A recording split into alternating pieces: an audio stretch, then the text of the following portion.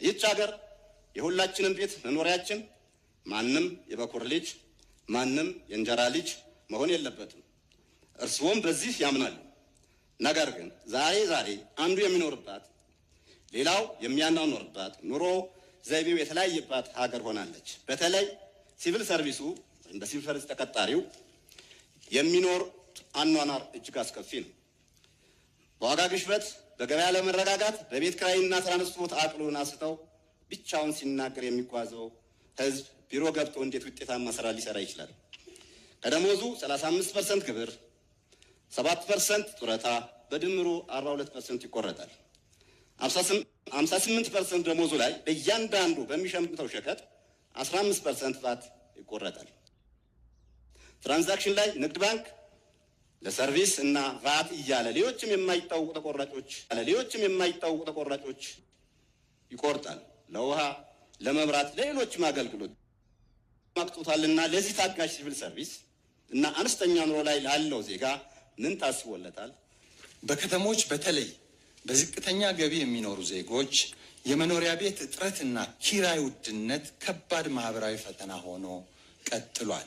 ክቡር ጠቅላይ ሚኒስትር፣ መንግስት የኮሪዶር ልማቱን ውጤቶች በማስቀጠል ጎን ለጎን አዲስ አበባን ጨምሮ በሀገሪቱ ዋና ዋና ከተሞች የቤት እጥረትንና የኪራይ ውድነትን ወይም ጫናን በዘላቂነት የመንግስት የግሉ ዘርፍ የመንግስትና የግል አጋርነት፣ የማህበረሰብና የግል አጋርነት፣ የማህበረሰብ ተቋማትና የፋይናንስ ተቋማትን የሚያስተባብር የተቀናጀ የመኖሪያ ቤት ስትራቴጂ ተቀርጿልን? ማብራሪያ ቢሰጥበት።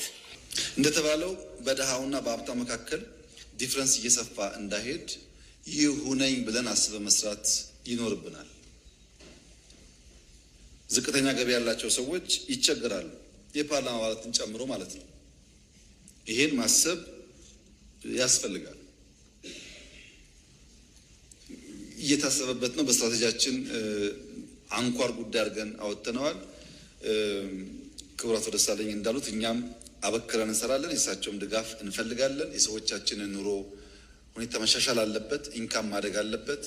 ከእድገቱ እኩል የሚቋደሱ ሰዎች መኖር አለባቸው። ምንም ጥያቄ የለውም። ትክክለኛ ሀሳብ።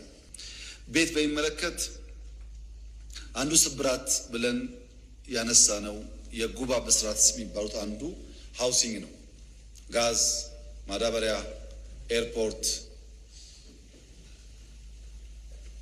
ኒውክሌር ካልነው ውስጥ አንዱ ከ1 ሚሊዮን በላይ ቤት እንገነባለን የሚል ነበር። ታስታውሱ እንደሆነ ባለፈው 7 ዓመታት 1.2 ሚሊዮን ቤት ገንብተናል አክሮስ ዘ ካንትሪ። አሁን ግን አሻሽለን 1.5 ሚሊዮን ቤት አቅደናል። በዚህ 5 ዓመት ውስጥ ቢያንስ 1.5 ሚሊዮን ቤቶች እንገነባለን። በማን? በመንግስት፣ በግል፣ በመንግስትና በግል አጋርነት በተለያየ መንገድ። ያን ለማድረግ እንደተባለው ፖሊሲ ተቀርጿል፣ ጸድቋል በካቢኔ። ቴክኖሎጂ የስሪዲን ጨምሮ በርከት ያሉ ቴክኖሎጂ እያስገባን ነው። የኮንስትራክሽን ግብአት ፋብሪካዎች አብዛኛዎቹ እያለቁ ምርት እየጀመሩ ነው። ሰዎች ስልጠና ወስደው እየተዘጋጁ ነው። በሁሉም ክልሎች በገጠርም በከተማም እንቅስቃሴዎች አሉ። እነሱን አጠናክረን በዚህ 5 ዓመት ቢያንስ 1.5 ሚሊዮን ቤት እንገነባለን። ለዚያም የሞርጌጅ ስርዓት እያበጀን ነው። ሰዎች ቤት መግዛት ካልቻሉ እንዴት መከራየት ይችላሉ? እንዴት ከገበያቸው እየከፈሉ በረዥም ጊዜ ውስጥ የቤት ባለቤት መሆን ይችላሉ? የሚለውን ጉዳይ መንግስት እየሰራበት ይገኛል።